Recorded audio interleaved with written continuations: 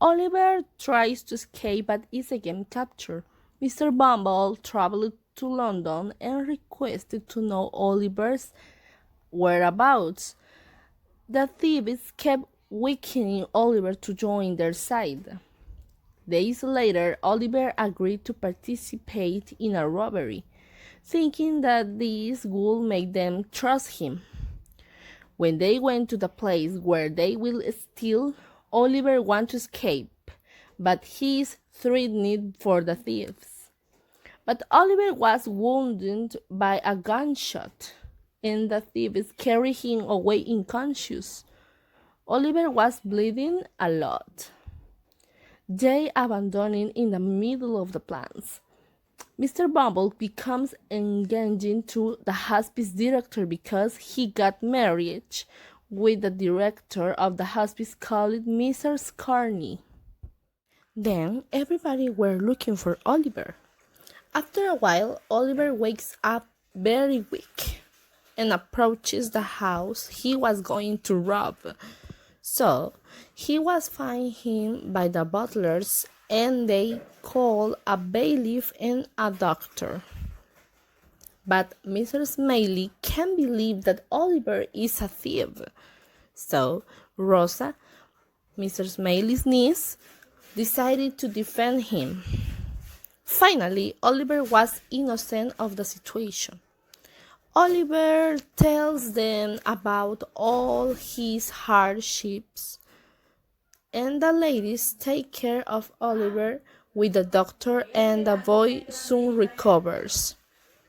Oliver decides to take a trip to London in the company of the Dr. Losberne to visit Mr. Brownlow and thank him for everything he did for him. But the mister was not there. The house was for sale. With the ladies, Oliver begins to enjoy a new life. They go to a residence in the countryside where he managed to start studying, playing games, accompanying them to church, and beginning to have an orderly and healthy life as a normal child. On the other hand, Mr. Bumble enters a tavern, and there a strange man approaches him and asks him about the woman who delivered Oliver's mother. The next day, Mr. Bumble met with Monks, who is Oliver's stepbrother, who tries to keep all of Oliver's estate, and a friend of Fahim, the leader of the band of child robbers.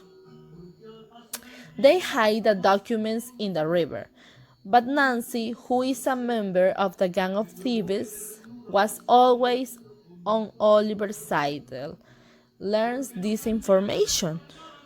Nancy goes to the wealthy district, and there she tells everything to Mrs. Smailey.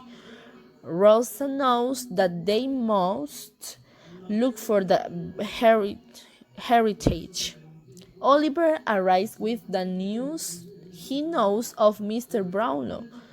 Then Mr. Brownlow decides to help Oliver, and they arrange a meeting with Monks and Nancy on London Bridge. Sykes found out what they were doing and in a rage kills to Nancy. Mr. Brownlow hires some men to take him to Monks to tell him everything he knows, confessing that he hid all evidence that related Oliver to the inheritance, and is forced to tell the whole truth before the court. After this, they go in search of Nancy's killer. Unfortunately, Sykes was on the run and ended up hanging himself with the rope he wanted to escape with. Finally, Oliver travels to his hometown, but first they made Fahim confess where Oliver's documents were hidden from. Mr. Brownlow adopted Oliver, and his wife accepted him as her own son.